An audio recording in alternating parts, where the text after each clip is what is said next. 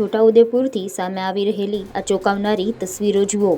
આ વિડીયોમાં સ્પષ્ટપણે જોઈ શકાય છે કે કેવી રીતે ફરી એક વખત વિકાસ જોડીમાં બંધાયો છે।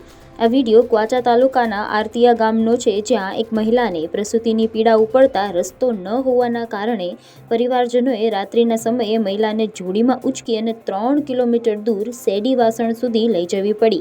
ગામથી રાજબાર ફળિયા સુધી રસ્તો ન હોવાના કારણે આ સ્થિતિ સર્જાઈ, જ્યાં 108 એમ્બ્યુલન્સ ના પહોંચી શકી। આથી એમ્બ્યુલન્સ પહોંચી શકતી હતી ત્યાં સુધી પ્રસૂતા મહિલાને પરિવારજનોએ જોડીમાં ઉંચકી અને જીવન મરણની જંગ વચ્ચે લઈ જવાની ફરજ પડી।